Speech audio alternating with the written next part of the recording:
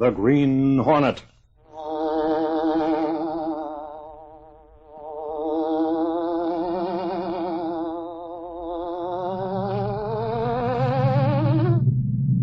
He hunts the biggest of all game, public enemies who try to destroy our America.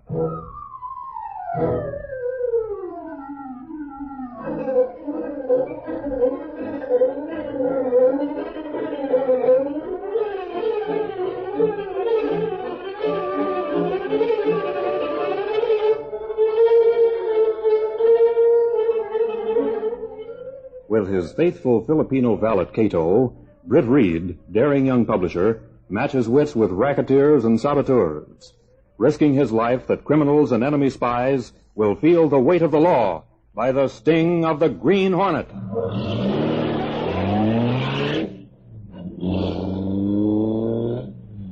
Ride with Britt Reid in the thrilling adventure of The Unexpected Meeting. The Green Hornet strikes again.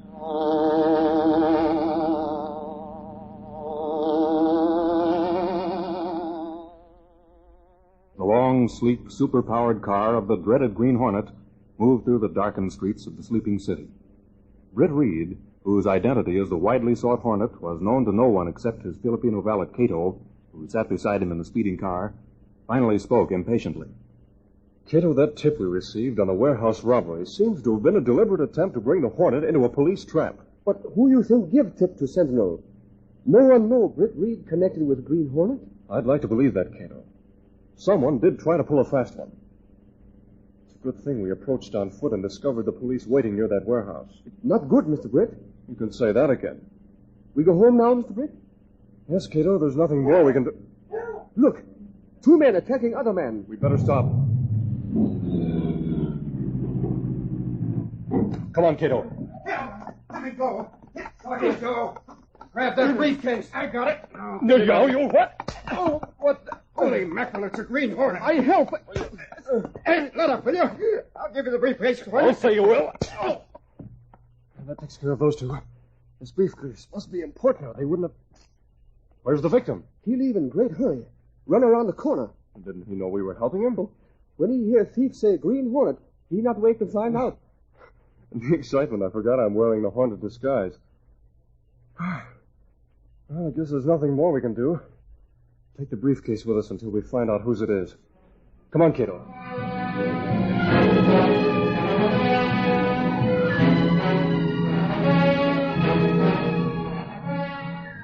A short time later, in Britt Reid's apartment. You find name of owner on papers and briefcase, Mr. Britt? No, Kato. These seem to be important papers.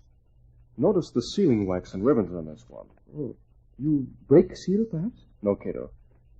I have no doubt these are very important and secret state papers. And the writing on them is all in Spanish. Spanish? Yes. And to me that indicates they belong to some South American representative. It's strange that there's been no word of the attack over the radio. Yes, that's true. Especially if man report Green Hornet involved in the... Oh, I answer, Mr. Britt. Mr. Reid's apartment. Kato, let me speak to Reid. Oh, it's you, Mr. Axford. Shooter speed. Who do you think it was? I'm in a hurry now. You hold the line. Mr. Reid right here. Axford must think you're a mind reader. Hello, Axford. What's all the excitement this time? Reid, there's something funny going on. Really? What, for instance? If I knew what, I wouldn't have to say there was something funny going on. All right. Get to the point. Why did you call me? Well, it's like this, Reid. I was down to Cops headquarters a while ago when they brought in two mugs for questioning. Go on. As they went down the corridor past the press room door, I heard one of them say, "Get the Hornet. He's the guy you want." Why were they picked up? What did they do? That's just it, Reid. I don't know. Well, find out. You're supposed to be a reporter. Now, hold on, Reid. I've been trying to find out, but I can't get a word out of the cops. Sergeant Burke just shut up like a clam when I asked him. Didn't he say anything? Sure. But all he said was, "There's nothing for the newspapers to know." Now, what do you think of that, Reid? I don't know what to think of it, Axford. All I can tell you is to keep trying. And if it turns out to be anything important, let me know. Important, you say? Didn't I just finish telling you I heard one of the mugs mention the Hornet? Anything he's mixed up in is always important. Yes, of course. Well, stick around headquarters tonight. Maybe they'll open up and give you the story, whatever it is. And if they do, be sure to call me. My curiosity is aroused. I'm telling you, Reid, I'm that curious I've all goosebumps waiting to find out what happened. I'll let you know as soon as I learn something. You can bet on that. Good, I'll be waiting. Sergeant break down sooner or later. Him and me are just like that, you know. I can guess what you mean. Oh. Sure, I forgot you can't see me hold my fingers close together. I'll get that story for you, Reid. So long for now. Goodbye, Axford. Axford find out something, Mr. Britt? No. He's upset because he can't find out something, Kato. Oh. Evidently, the police picked up the two men who were trying to get the briefcase. But strange to say, the police are keeping the whole thing quiet. Why do you think they do that? I can only think of one reason why. Yes? Whoever lost that briefcase, or the people to whom he was taking it, must be very influential. Also, those papers must be so important that they dare not let it be known they've been lost. Oh. Then you have possession of something crooks would say is very hot. Hot is right, Kato. I don't dare return it to the police, since they already know the Hornet was involved. What you do, Mr. Britt? Well, I'll hang on to it until tomorrow, anyway. Maybe by that time we'll know more about the whole setup. When I grabbed that briefcase, I grabbed a wildcat by the tail. We're going to have to find some way to let go without being scratched.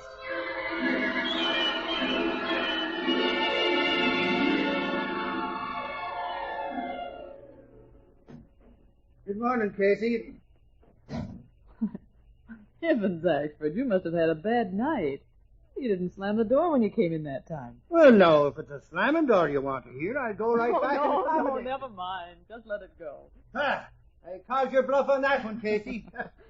Is Reid in yet? Yes, he is. And he's been asking for you, too. Sure, do you think I was the only one working on the Daily Sentinel the way he's always asking where I am? No, Axford. It happens you're the only one who's never working around the Daily Sentinel. That's why Mr. Reid is always asking for you. Is that so now? Casey, I'll have you know if I was to leave the Sentinel, Reid'd go down on bended knees to beg. Yes, Mr. Reid. Miss Case, tell Axford I can hear him talking out there. I'm waiting to see him, and if he isn't in here and nothing flat, he's through. Double snakes. Where's Casey? Tell him I come knocking. Did you hear me, Miss Case? Yes, sir. Axford's coming right in.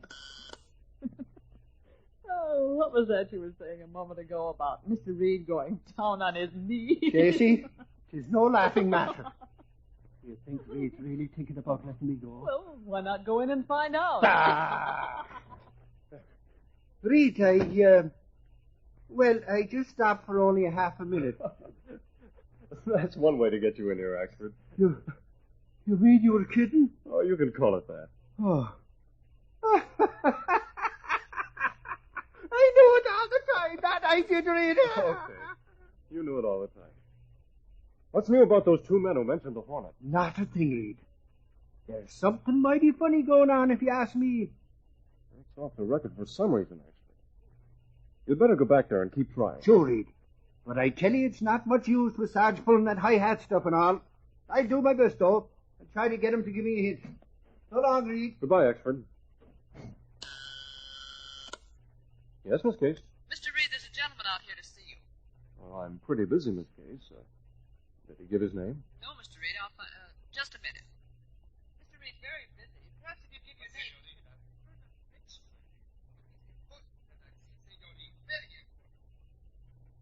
Oh, Miss Case. Yes, Mr. Reid. Show the gentleman in. I'll see him. Yes, sir. I don't see how he could be connected with that briefcase, or why he should come here to me. Senor, please. Yes, come right in. I beg of you, senor, to pardon my seeming rudeness in not sending you my card. I'm sure you had a good reason. Won't you be seated, Mr. Thank you. My name, senor, is Mendoza. My card, senor. Thank you. Senor Carlos Roberto Mendoza. Before we go any further, senor, may I request that our conversation be, as you call it, off the record? Of course. I'm connected in an official capacity with a South American embassy, senor. I am here to see you on a very delicate mission. I'll be glad to hear what you have to say, Mr. Mendoza. Senor, a certain person suggested that you might be able to be of great assistance to us and indirectly to our respective countries. In what way, may I ask? Senor, last night a special courier left for our consulate for the airport carrying a briefcase in which were sealed papers of extreme importance. I see. He left by the rear door and walked through to the next street to hail a taxicab. thinking to throw off anyone who might be watching. He lost the papers, perhaps? Exactly, senor. Rather, I should say the briefcase was stolen by a criminal known as the Green Hornet. You don't say. Are you certain? Si, senor. 2 men attacked our courier. They were joined by the Hornet. Now the man escaped. Then the attackers fought among themselves. The Hornet took the papers and disappeared. Well, what of the other 2 men? They were caught. They are underworld criminals who were hired by a certain underground agent. Well, what do you want me to do? Senor Reid, those papers are dynamite in the wrong hands. We dare not let it be known that they are lost. We must get them back at any cost. So? I was told, or rather advised, to come to you. It is said you have great influence, enough even to reach into the underworld and get to the Green Hornet. What gave you that idea, Mr. Mendoza? Well, we, all of us hope this is true, senor. We are depending upon you. You are our last resort. Pay the Hornet anything. We will do anything to get those papers back. Even if I could get those papers from the Hornet, it would have to be on a no-questions-asked basis. The police would object to that. The police are tracking down the underground agent for us. I can assure you they will be most discreet in this matter. I can promise questions will not be asked if the papers are returned with the seal unbroken, senor. Well, I promise nothing, but where will you be at 8 o'clock tonight? The address is in the corner of my card, that of the consulate, senor. I'll be there with 3 others. An attaché, a foreign minister, and an American whom we have called in as an advisor. All right, Mr. Mendoza. I'll see you at the consulate at 8 o'clock tonight.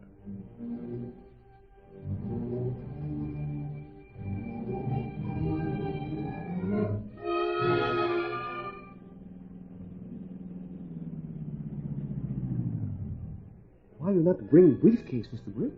I thought it over, Kato, and decided to hold off a bit. I'll tell them I'm working on it. Why you do that? If they say no questions be asked?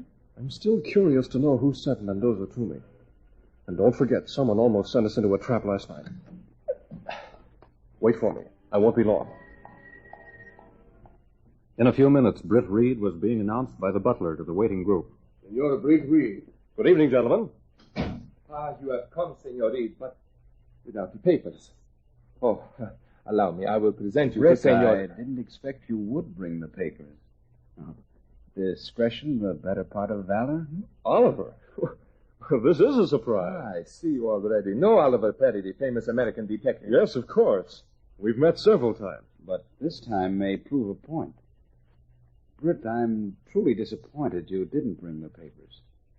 I know the Hornet is smart. But if they don't show up, I'll know the reason why.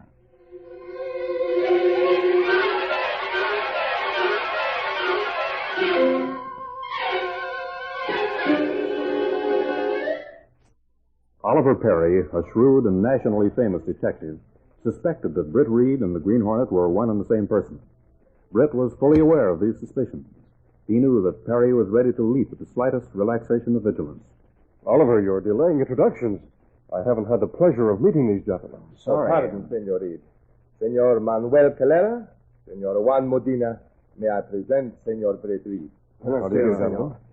Senor Reid, that briefcase must be found. Lost is a great calamity, senor. I'm quite sure Mr. Reid can help you, gentlemen, if he's not afraid of complications.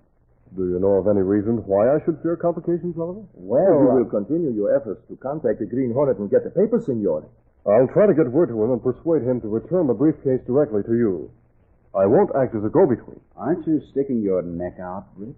I'm afraid I do not understand this sticking out of the... Oliver Perry likes to talk to me in a sort of code now and then. It's a habit of his, so you mustn't mind. Oh, so that is it. Well, senor, we shall wait and hope that you succeed. That depends on what you call success, Mr. Mendoza. Hey, Oliver? Our ideas differ on that, I'm afraid. No doubt. Tell me, Mr. Mendoza, is the lost briefcase similar to your cases there on the table? Si, senor. They are all identical.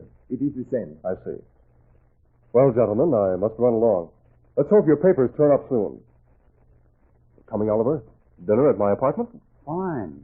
I'd like that. Let's go, Britt.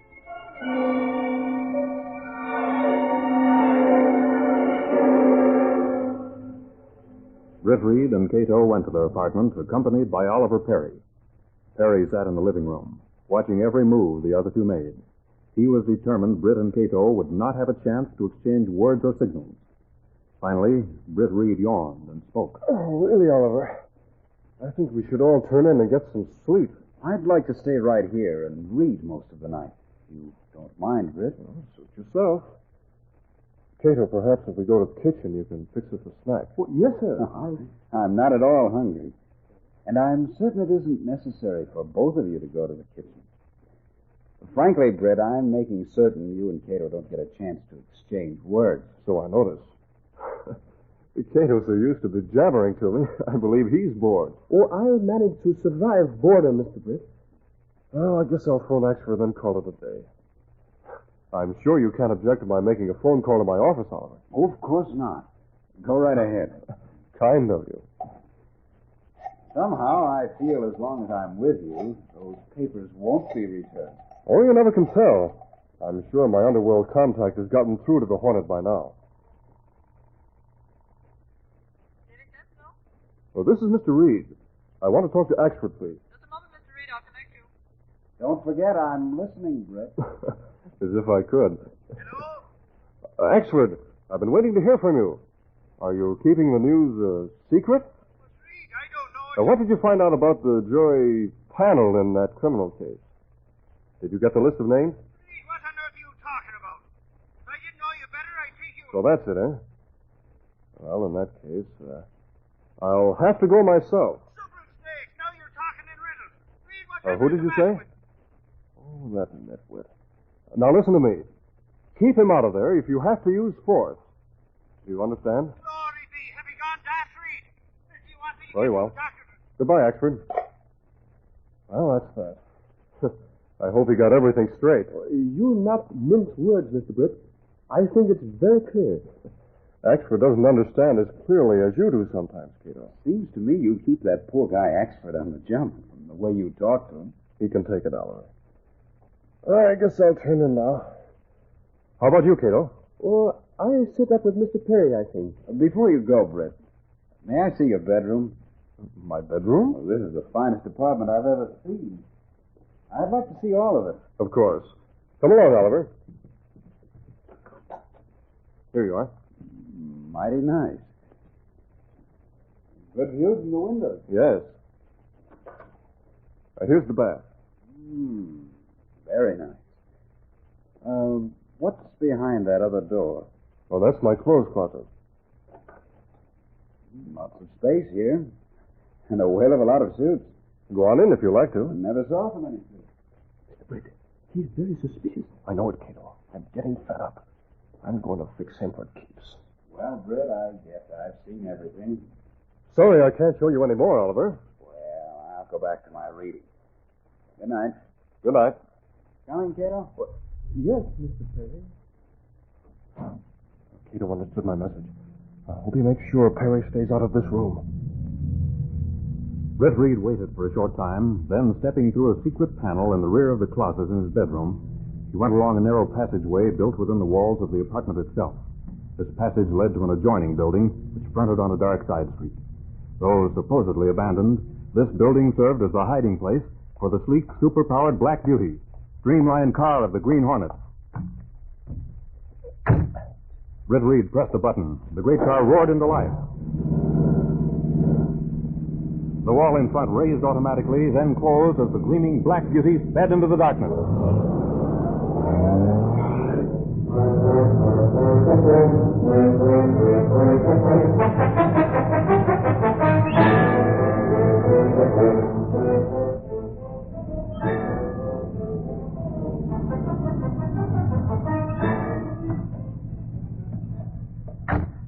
Britt Reid stopped in the rear of the consulate. He thought of the daring prank he hoped to play on Oliver Perry. I have the lost briefcase and the Black Beauty. Now, if I can get the other three. He approached the darkened living room windows. He forced the lock, and in a matter of seconds, he lifted himself over the sill and dropped inside. I use my flashlight. Yeah, they're still on the table. Oh, that chair. Have to get out of here quick. Who is in here? The light, Wait, I see you. Halt or I fire. The other briefcase is all gone. That was the Hornet, I know. What is this? Make Perry work for his door. Maybe he can find all 4 briefcases. See, I must get Senor Perry here at once.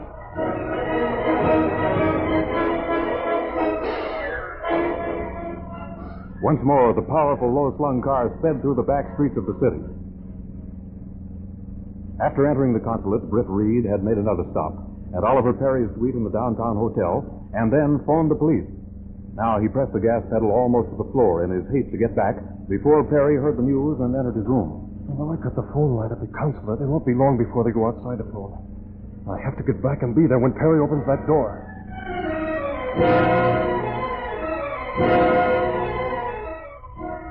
Arriving at the hiding place of the Black Beauty, Britt Reid hurriedly put the car away, then ran up the secret stairway, at the same time removing his disguise.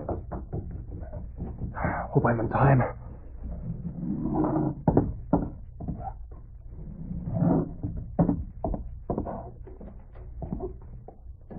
I made it. That is, unless he already... Just getting the call. Rick! Rick! Hey, what's the idea? Waking me up and I just... You're still dressed. Oh, yeah. Fell asleep across the bed, I guess. What's up? I'm not sure yet. Say, now, after all... Robert, Mendoza just phoned. Jabbered something about a visit from the Hornet. And all the briefcases being stolen. No. Really? Come on along and find out. Kato, bring the sedan around. We might as well drive Oliver wherever he's going. Yes, sir. Let's go, Oliver. This is really getting interesting.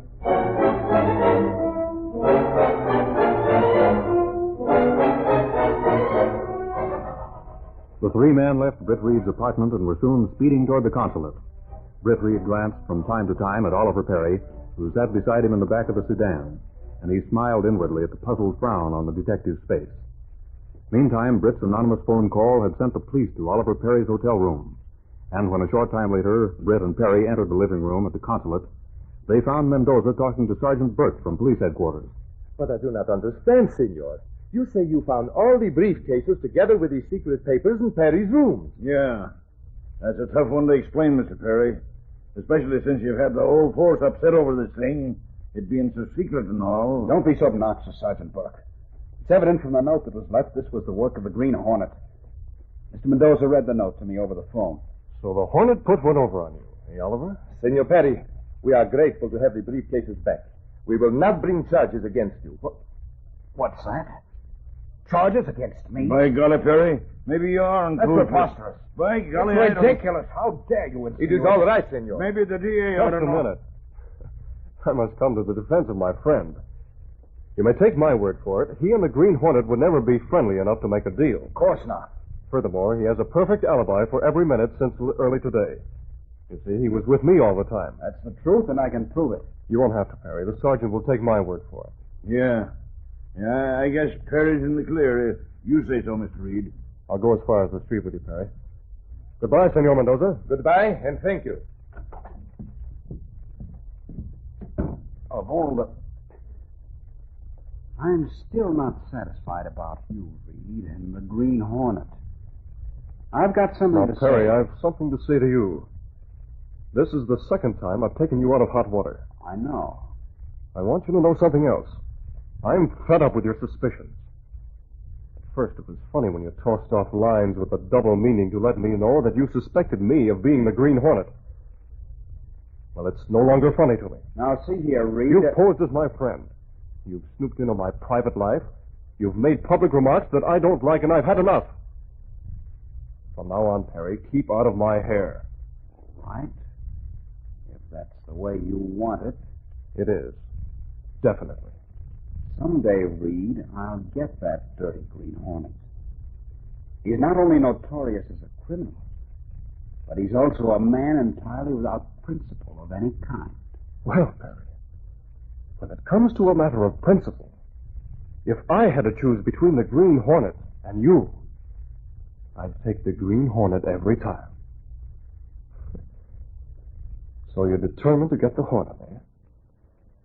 Well, from now on, don't ever count on me for any help. So long, Perry.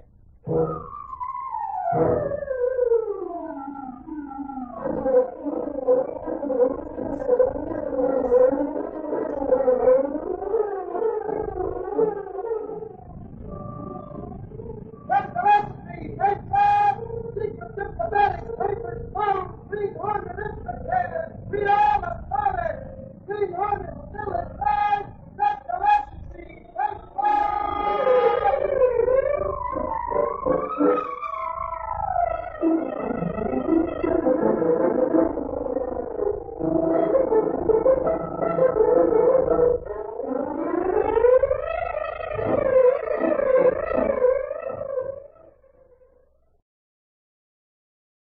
Thank you for listening to RadioClassics.com. Programs are copyright their respective owners. All rights reserved.